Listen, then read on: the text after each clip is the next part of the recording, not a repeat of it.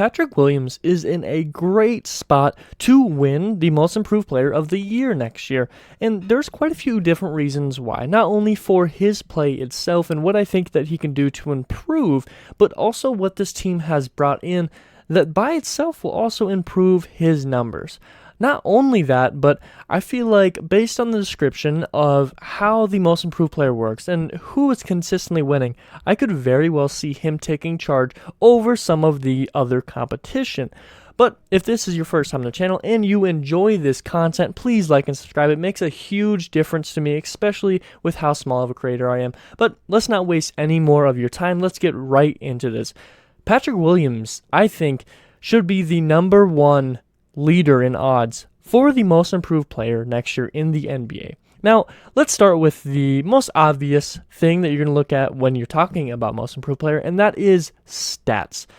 Now, in 2020-2021, which was Patrick Williams' rookie year, he averaged 9.2 points per game, 4.6 rebounds per game, 1.4 assists per game, and 1.5 steal blocks per game. And I've said this a couple times if you watch my videos, I like lumping steals and blocks into one stat, combining the two numbers, because I just think that kind of makes the most sense with the fact that they're both kind of defensive numbers, and some players overall might be really bad in the steals department, but really good in the blocks, and it's just good to kind of realize that overall the defense side, they're very good.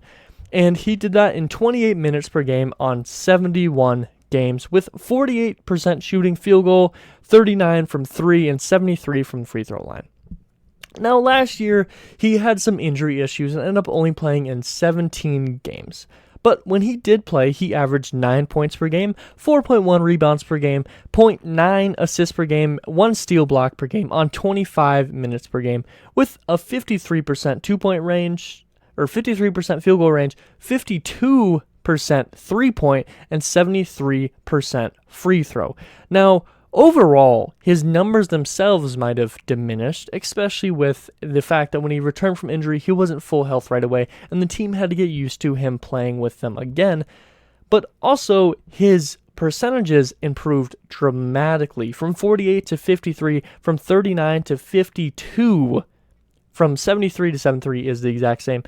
But I think if you give him more minutes, because again, he averaged less minutes per game in less time, he could have easily improved his numbers by a good amount last year. But here's the good thing. Because he didn't improve it last year, he has so much more range, so much more potential to improve it this year. But I think a key ingredient in all this is to look at who's won it in the previous year. So we're going to look at the past 3 years winners. I feel like you can go a little bit farther back, but it's kind of irrelevant because you're going to see the same things over and over. So 3 years ago, we had Brandon Ingram winning it. He had plus 5.5 points per game improvement, plus 1.2 assists per game, plus 1 rebound per game, plus 0.5 steal blocks per game, and this was his first time being an All-Star. Now, by the way, what I mean when I say plus is from 1 year to the next year, that's how much of a difference there was. So if I say negative, that means they went down. I think that kind of makes the most sense, and it's pretty easy to follow. Now, the following year, we had Julius Randle winning the Most Improved Player, and for pretty good reason. He had plus 4.6 points per game, plus 2.9 assists per game, plus 0.5 rebounds per game, plus 0.1 steal blocks per game, and was his first time being an All-Star. And last year, as we all know, Ja Morant ends up winning it. And there was some competition. Some people were saying that guys like Tyrese Maxey maybe deserve to win a little bit more. But I do agree for the most part with Ja Morant winning it. Ja Morant improved by plus 8.5 points per game, minus 0.7 assists per game, plus 0.5 rebounds per game, and plus 0.5 steal blocks per game. And he was a first-time All-Star. So as you can tell, for the most part, it's a first-time All-Star is going to make a big difference in being the Most Improved Player, but is not something you have to do. For example, Goran Dragic won it 1 year. He was not a All-Star. I believe Anderson, who was a center, won it in like 2012. He was not an All-Star. So you do not have to be an All-Star to win the award, but some large improvements in individual statistics will make a large difference. So now that we've talked about the previous winners, I figure why not kind of cover the competition for this year. First up, I want to talk about some odds. Now, I'm not a huge betting person, but I do find odds very interesting and pretty consistent in how things actually end up turning out. With that being said, Patrick Williams has a plus 3,300 odds to win the award, which is not a good thing by any means. Some similar people that are around the area are guys like Russell Westbrook, who I don't fully understand how he can be in the competition for the most improved player, as well as some other young guys that haven't fully shown their potential. So let's cover these top rated people based on the odds and also based on what a lot of people assume will be the winners. So the number one person that I hear consistently coming up as who will likely win the most improved player is a guy that I don't fully agree with being in competition for it, and that is Anthony Edwards. He also has the highest odds. Although I do expect his points to go up, it is tough to see an overall improvement dramatically, especially with the additions that this team has made. I expect both his rebounds and his defensive stats, including his blocks, to go down a bit with the addition of Rudy Gobert, which will likely kind of limit the amount of competition or likeliness for him to win the award because there's two stats that are going down immediately. Not only that, but with Russell and Cat on the team, they're likely to take some shots away from Anthony Edwards' ability to make shots. So it's not like his points are going to make a dramatic jump to that next level. So although I do expect Edwards to take that next step and become an all-star, I don't think overall his numbers are going to improve enough for him to be better than what I expect Patrick Williams to be. Another guy that is highly touted for this Most Improved Player award for next year is Tyrese Halliburton. Now, he is in a very good position to win this award, and I think he is, along with Patrick Williams, one of my favorites to win this award right now. With Sabonis no longer on the team after a trade, there's no longer a large scoring option on the team that is left, which will allow for Tyrese Halliburton to get more points per game. And the only bad thing that really comes from it is it might limit the number of assists that he gets because he won't have a top guy to pass it to like Sabonis himself. Now, Buddy Hield and Miles Turner are still on the team, which likely will take away some of the rebounds as well as some shots because both of those guys can go out and get their own when the time comes. Now, although Tyrese is one of my favorites for this award this year, Tyrese has also improved each year, time after time, and he already averaged 17 last year, which is a little bit of a worry because there's not as much space to grow. I mean, if you're going up 6, which, by the way, is a big jump nonetheless, but for him to go up 6, that means he's all the way at 23 points per game, which is a lot bigger of a gap in difference than it might seem going from 9 to 15 points per game. Now, I do want to say that I think Tyrese Halliburton might be one of my favorite options if it's not Patrick Williams, but I don't know if he has as much of an opportunity as Patrick Williams does. Now, the last two guys that I could see being top favorites for the Most Improved Player award is RJ Barrett and Jalen Brunson. Now, these two do kind of lump together because they're on the same team, and a lot of the pros and cons I'll go for both of these guys. So RJ Barrett is definitely a potential option here, but Brunson is also one of these top odds to win the Most Improved Player, which is going to make it harder for either of them to win because if they're both improving, it's going to take some shots and some assists and some different aspects of their stats that could improve away because someone else is also taking those numbers up themselves. Not only that, but Julius Randle is expected to take a return to form, which will take some more shots away, take some more rebounds away, and even some assists. As we remember, Julius Randle did win the Most Improved Player and was a very, very good player and an all-star. So if he returns to form, that's going to take quite a bit away from these guys. Not only that, but Mitchell Robinson and Emmanuel Quickly will also take away some stats, with Mitchell Robinson, of course, taking away some blocks and some rebounds from both of them, as well as Emmanuel Quickly potentially taking minutes away from both these guys, as well as some assists and points from these guys, because he's going to put up some shots as well. Not only that, but RJ Barrett already averaged 20 points per game last year, and he would need to make a dramatic jump to compete. Like I said, if you're improving by 6, now you're going from 20, now you're all the way at 26, which is a huge jump. And if you're at 26, you're likely in the top 20 points per game in a season. And I don't know if I expect RJ Barrett to make that big of a jump with still having Julius Randle, with also adding Jalen Brunson and Emmanuel Quickley and Mitchell Robinson. So I don't know if RJ Barrett or Jalen Brunson are really in competition for this. But the question is, we ran through who I think could potentially win it, but why is Patrick Williams my favorite, and why is Patrick Williams in the best position to win it this year? Why is it Patrick Williams' year?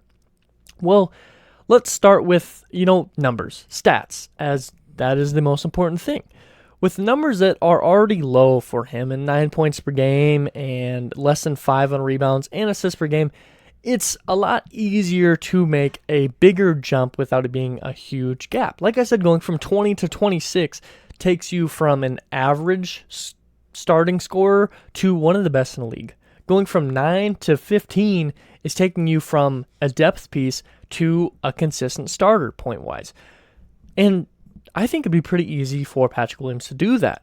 PWill has also shown his ability to score the ball when he was the number 1 option in the last game of the year last year for the Bulls, and he scored 35 points. Not only that, but he had 24 points in a playoff game to try and help the Bulls win the game. Although they did lose it, 24 points was definitely a big help in keeping them in that game.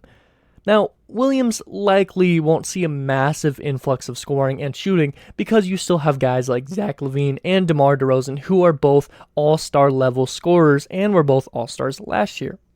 As well as the return of Lonzo Ball is going to take away some shots, especially at that three-point line, which Patrick Williams was doing really, really good at last year. Now, after an offseason that he took working with DeMar DeRozan, I do expect Patrick Williams to gain some more confidence, be willing to take some shots that maybe you have a guy closing out on you, be willing to go drive to the paint and use that body. I expect him to definitely improve working with DeMar and working with DeMar's coach, which if you're shooting more and you're more confident in your shot, you're likely going to score more, which again is going to improve your odds to win this award. Now, Williams is also already an incredible shooter. Very, very good shooting percentage-wise, as well as his form. He is such a smooth shot, which will allow him to have his great three-point shooting when you have guys like Zach LaVine and DeMar DeRozan who likely will take double teams and leave Patrick Williams open for these threes that he can shoot at a high percentage.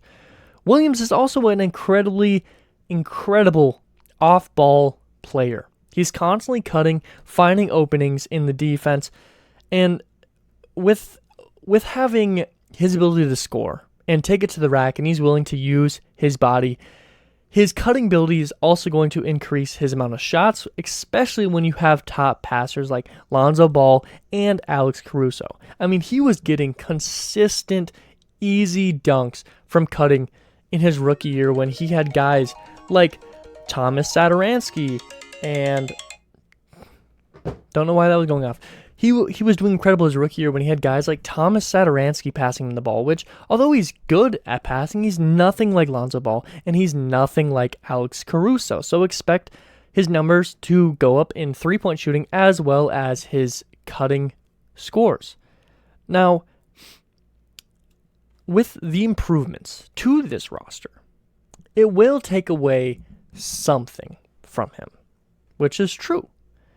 But since Williams' last full year, his numbers, which was his rookie year, his numbers I expect to improve. And last year, his numbers did go down compared to his rookie year. So with the team around him improving, although you might think that might take away something from him, I think it can do quite the opposite. Not only did I bring up he's going to get better opportunity shots because of these top passers, but he's also going to be able to get his assist numbers to go up as well because of the guys that are on his team. He's going to be able to pass to a top three-point shooter in both Zach LaVine and Lonzo Ball. He's going to be able to pass to Vooch, who is very good in the post, and DeMar DeRozan, who is incredible in the mid-range. Not only that, but I already made a video talking about how great this Bulls bench is, and Patrick Williams, if he's playing with the bench sometimes, which will occur with all starters. The bench improvement's going to allow for more assist ability because these guys can shoot, as well as his ability to score more when he's that number one option when he's out there with the bench players. Now, although the additions of Andre Drummond will likely take away some potential rebounds that Patrick Williams may have been getting together, when he is on the court with Vooch or with Drummond as his 5, with the way that this team is ran, I don't think that many rebounds will be taken away from him. Oftentimes we see Zach LaVine already running in the fast break offense because Lonzo Ball is going to find him for an opening. DeMar DeRozan also, although he does rebound from time to time, is not an incredible rebounder and will move in transition. And Lonzo Ball is always ready for that pass so he can move it in the fast break. He's not always running to get the rebound because he wants to be ready to analyze the court, get the pass, and then move it very quickly, which will allow for Patrick Williams to get his rebounds more often when 3 guys are already looking for the offense and only 2 guys are looking for the rebound on defense. So if Vooch is on one side and Patrick's on the other side, it's just about where the ball bounces on who will get it. So I don't think Patrick Williams' rebound numbers will be too bad, even with a top rebounder in Andre Drummond. And Williams' offense likely will take a step up, but defensively, Williams has shown his incredible ability to be effective on that side of the game and will likely continue to do so, especially with the defense that has improved. And although you might think that an improved defense will take away opportunities for Patrick Williams, I think it might do quite the opposite. With a defense that was top 10 before injuries last year, I expect PWill to pick off some more steals when the top scorers can't get their shots up because Lonzo Ball is covering them, which is going to force it to that second or third scoring option, and Patrick Williams will be able to guard them very well and get his blocks and his steals. Also, with his 6'7" frame, he's going to be able to get his blocks on these smaller guards, which we've seen multiple times in his rookie year and sophomore year when they're driving to the paint and he blocks it, or pin blocks. And with his long wingspan, he can also reach for those steals on bigger guys or on smaller guys. And when he's on a small ball lineup, he, again, is able to keep up with them and use his length and reach to effectively play defense against them, and is tall enough and big enough to be effective in these large ball, tall ball lineups as well. So with all that being said, I think Patrick Williams is in a great spot to win Most Improved Player next year. So what do you guys think? Is there someone else that you think is more likely to win it? Do you not see Patrick Williams taking that big jump the way that I do? Comment down below what you think. If you enjoyed this content, please give me a like. And if you enjoy this channel, please subscribe. It makes a whole world of difference, especially for us smaller YouTubers. And as always, I hope it taught you something today. Hope it made you smile. Hope it made you laugh. This someone's really important to me. It affects someone else's day in a great way, because every single day can be a great day if we all put in the effort. And as always, you guys all be safe out there. But something deep inside won't let me quit. I swear